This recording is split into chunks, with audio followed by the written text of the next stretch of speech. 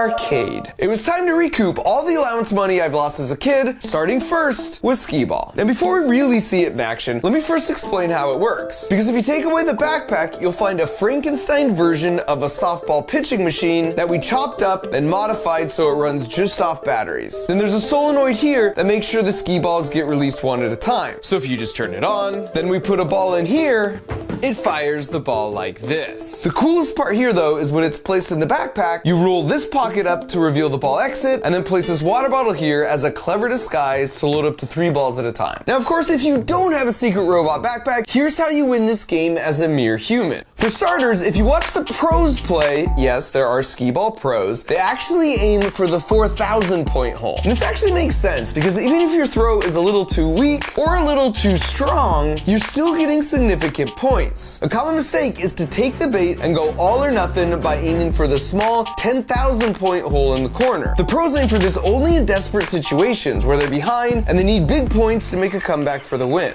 The other big tip is to brace your leg against the base of the machine in the same spot each time. And then try and only move your arm, which will make your throws more repeatable and accurate because you're reducing the variables that could lead to error. So if you want to win, just follow these tips and practice a bunch. Or you could just go with my route.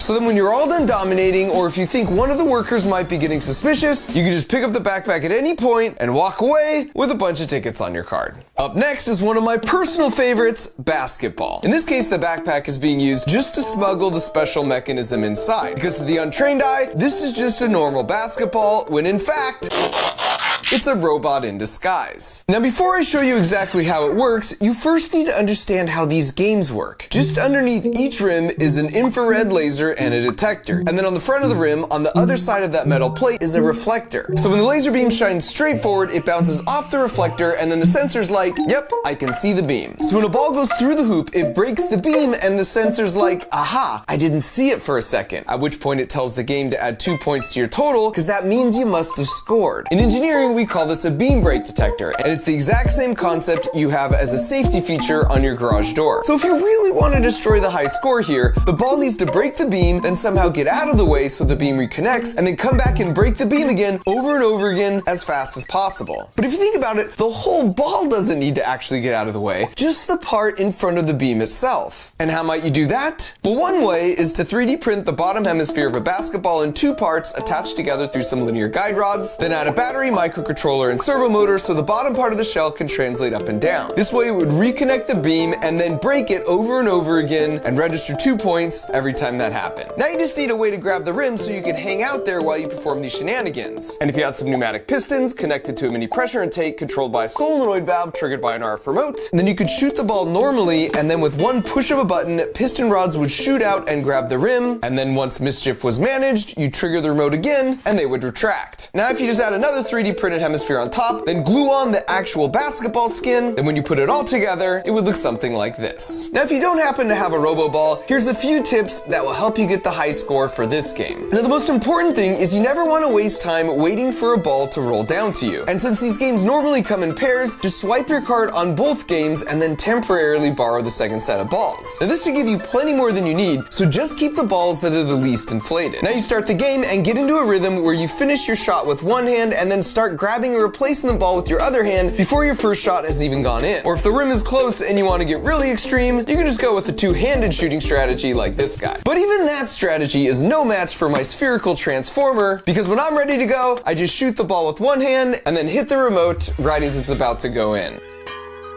And now as the ball just sits there articulating, I simply watch those sweet, sweet points rack themselves right on up.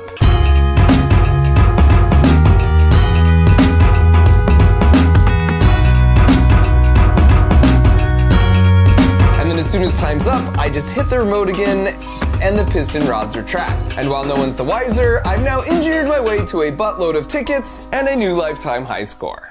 Next up is a really popular game called Quick Drop, where you hit this button to release these ping pong balls at the right moment, and if you get all 50 ping pong balls into the buckets within the 22 seconds allotted without missing any shots, then you hit the mega jackpot. But the thing is, to get all 50 balls in before the time runs out, there's essentially no margin for human error. Which is good news for me, because robot backpacks don't make human ears. Now you notice when I walk up, I can just set the backpack down and it self-registers right in place. The trick here is we 3D printed an exact negative replica of the button housing on the game. And this piston rod that pokes through and pushes the button on the game is attached to this solenoid that's controlled by this Arduino microcontroller, and it tells it the exact timing needed to beat the game. Now if you're trying this on your own, here's what you need to know. To successfully do this in 22 seconds, you have to drop 4 balls in each bucket, except in 2 buckets, you've got to drop 5. Now dropping 5 into these 2 buckets isn't impossible, but the timing's so tight, it's really hard to pull off without them hitting the rim and bouncing out. Now the jackpot starts at 500 tickets, and every time someone loses, it goes up by 2 tickets, and each time that happens, the game gives you just a little more total time on the clock. And so if you ever see the jackpot at more than 625 tickets, enough time is now on the clock where you only need 4 balls per bucket to win, and it's definitely worth trying it a few times because that makes it so much easier to pull off. Alternatively, if you're too impatient to wait for the jackpot to rise up, you can just go to school for 6 years to get a degree in mechanical engineering and do it this way.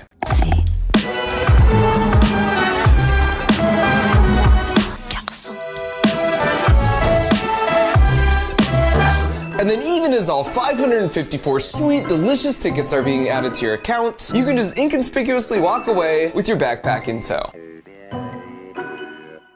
For our next game, we've got the perennial arcade favorite, air hockey. Now this is the most complicated of all the builds because if you look closely here at the top, there's a hole in the bag for a camera to look out through. Then stripping away the backpack, you can see that camera connects to the brains, and in this case, it's a Raspberry Pi, which is basically like a mini computer instead of just an Arduino microcontroller like all the other builds have used so far. The reason this one needs a bit more brain power is because it uses computer vision to track the puck, and based off the trajectory, it makes a prediction, then sends instructions to rotate this servo, which is attached to an arm that moves the paddle and protects the goal. Nice. And perhaps my favorite part of this build is that it obviously won't work if the whole thing is sliding and moving all around. So we need to anchor it down securely into position, but we need to do that quickly and discreetly. Our solution here is a pair of neodymium toggle magnets. So if you simply turn both of these knobs, the rare earth magnets move into position and anchor it to the steel frame of the air hockey table, and it's basically cemented in place as you can see here.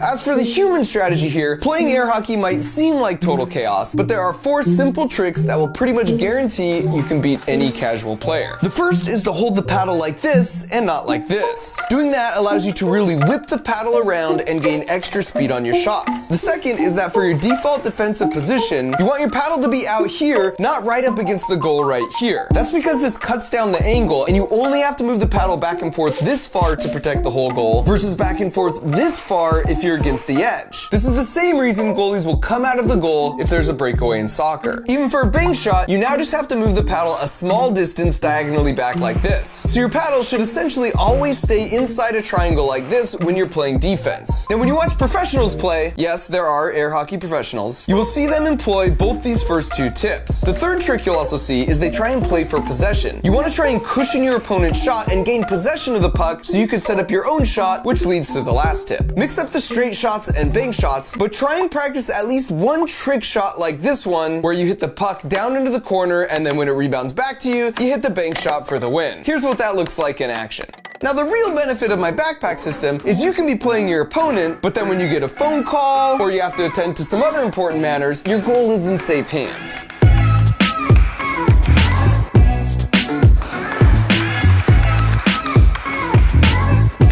And then at your own leisure, you can eventually just come back and finish things off. Then with the victory securely in hand, you just disengage the 2 toggle magnets with a twist, and you're good to go.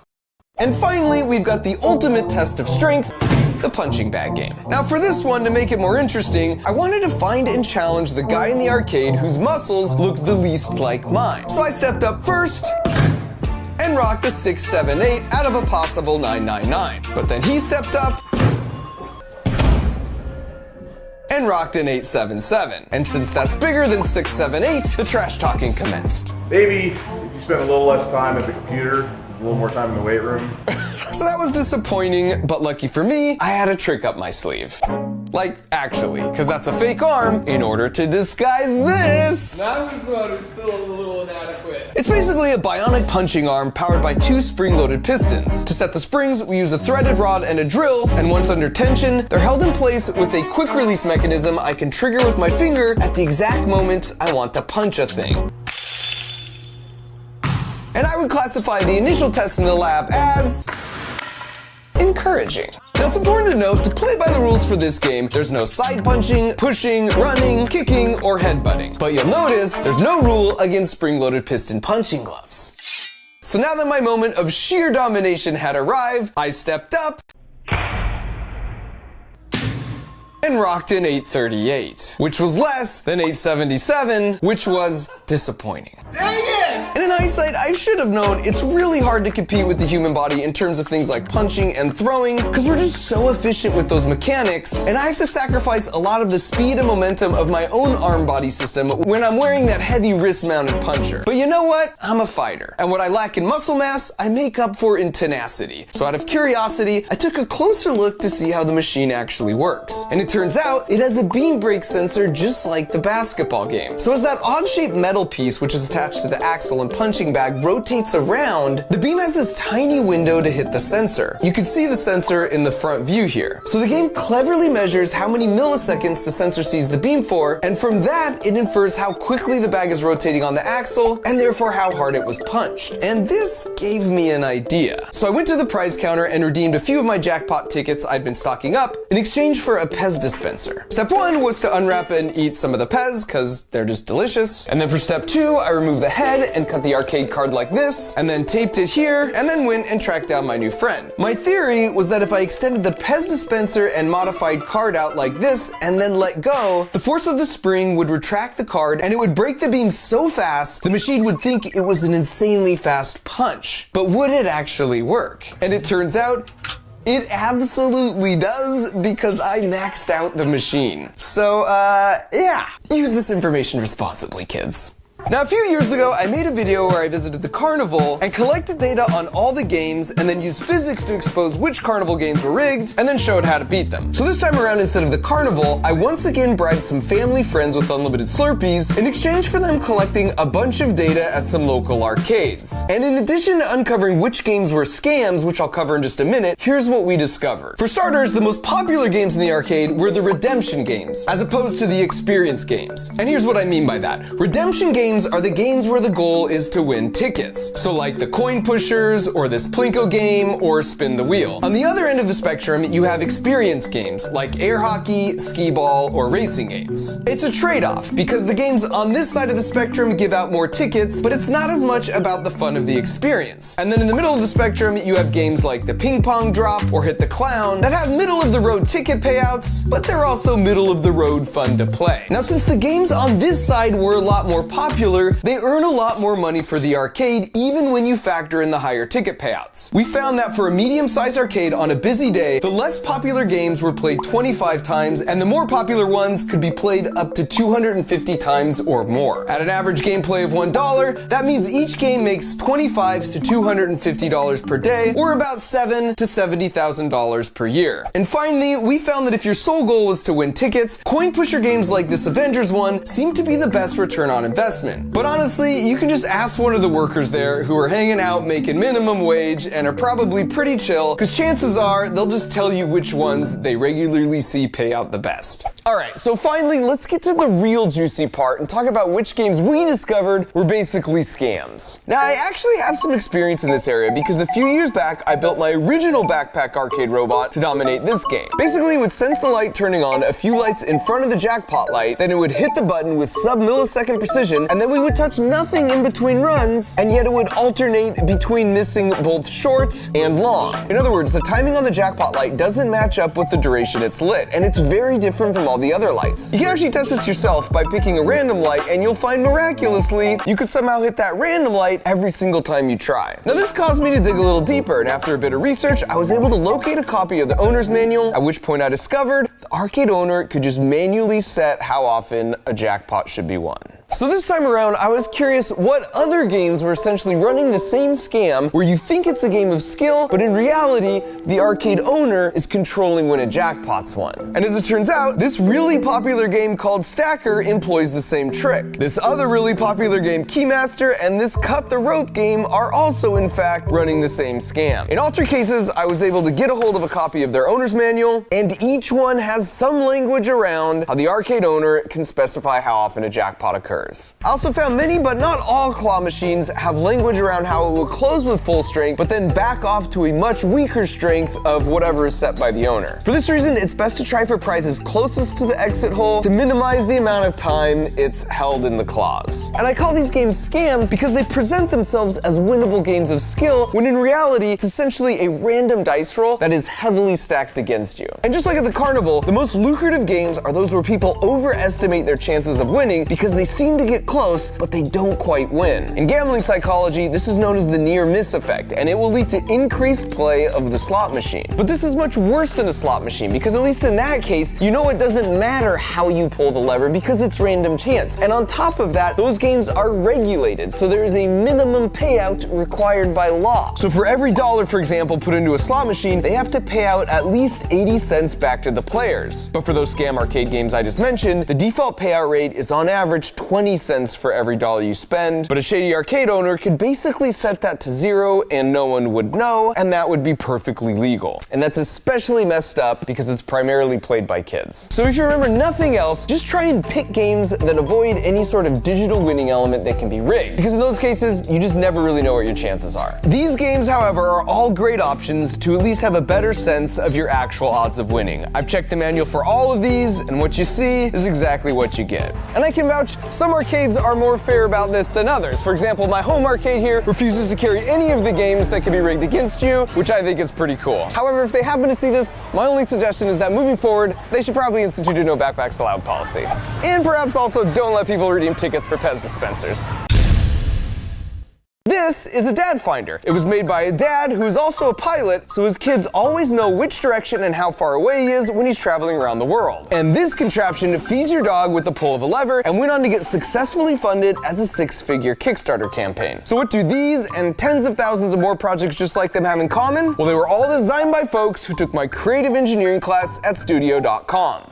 The best part about being a maker and an engineer is you can come up with clever solutions for your real-life challenges, like winning more tickets at the arcade. It's like a superpower, but it's a superpower you can learn, and I love to see others catch that spark, which is why a few times a year, I teach a month-long creative engineering course, and enrollment for the latest session is open right now. Now you might be like, hold up, Mark, didn't you just launch the CrunchLabs Build Box, that monthly toy that gets delivered to a kid where you build it together with them on video and then explore all the juicy physics that make it work? Why are you now back to talking about this class? And it's like, yeah, I did. But the problem is that we sold out of the certified butt ton of subscriptions we had in stock in like less than a week. So I don't really want to talk about that until we have more in stock, which will for sure happen in time for the holidays. So if you want to guarantee you get dibs on one for Christmas before we sell out again, you better get yourself on the wait list at CrunchLabs.com ASAP. And now you might be thinking, all right, but what's the difference between the box and your class? And the answer is the CrunchLabs monthly build box is sort of the first step. It's a monthly build I walk you through where I teach you to think like an engineer. So if you're teenager-ish all the way down to way younger, it's perfect for you, and you gotta get on that wait list. But if you're teenager-ish all the way up to way older, the creative engineering class